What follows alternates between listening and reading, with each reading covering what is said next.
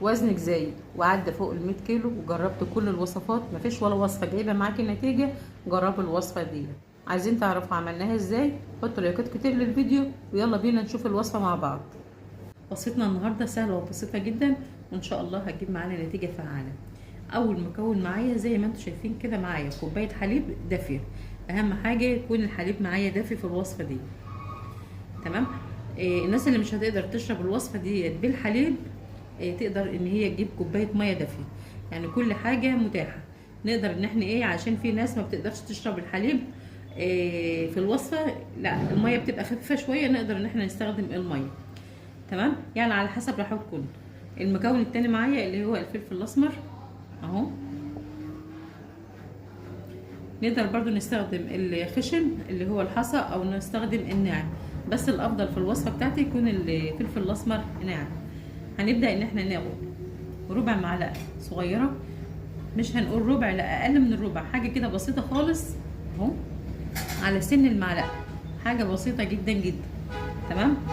هندور بها الوصفه بتاعتنا كده اهوت، او هنقلبها في الوصفه بتاعتنا في اللبن. الوصفه دي يا جماعه من الحاجات الممتازه جدا جدا اللي بتنزل معاكي كل الدهون وكل الحاجات الزايده اللي بتبقى موجوده في جسمنا.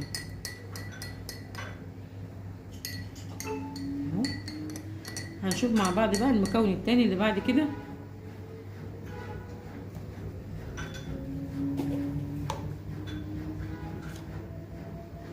هناخد برضو نص معلقه من الكركم. تمام.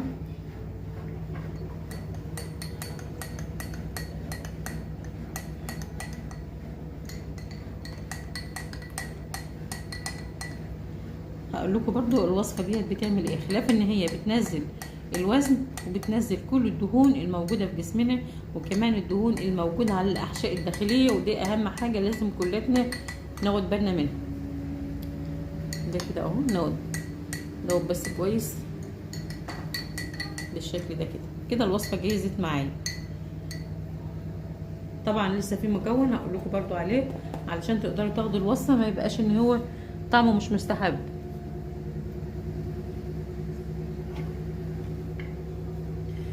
اهم حاجه ان انا ما احطش في الوصفه ديت لا سكر ولا احط اي حاجه تاني من السكريات، اكتر من العسل النحل الطبيعي ما احطش.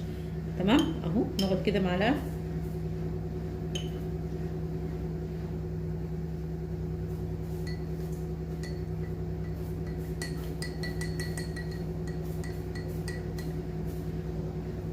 نفضل كده اقلب لغايه ما ادوب كل العسل.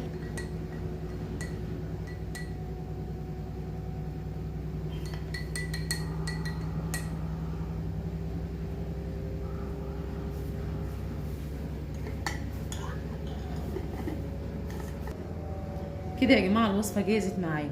طب الوصفه دي بتعمل ايه خلاف ان هي بتنزل الوزن بتاعي؟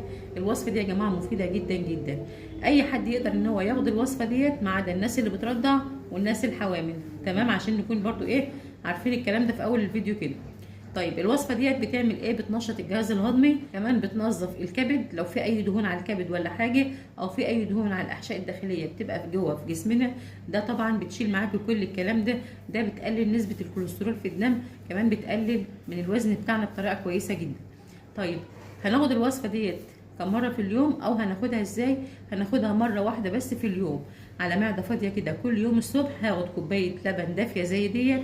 وقلنا طبعا لو مش هتقدروا تشربوا اللبن او هيبقى تقيل على معدتنا ممكن نستبدلها بميه دافيه. تمام، بس اهم حاجه احط فيها الفلفل الاسمر واحط فيها الكركم. كل يوم ان شاء الله هناخد كوبايه زي ديت كده الصبح على الريق، وما اكلش بعدها الا ب 40 دقيقه او ساعه. تمام، عشان تكون احنا واضحين. وبعد كده هاكل الوجبه بتاعتي او الفطار بتاعي العادي خالص. بس اهم حاجه في الوصفه بتاعتي ان انا هشرب ميه كتير، يعني بعد ما افطر او بعد ما اشرب الكوبايه ديت بعدها بشويه كده بساعه هقوم شاربه كوبايتين ميه كبار او 3 كوبايات ميه وافطر عادي. اهم حاجه شرب الميه كتير في الفتره دي.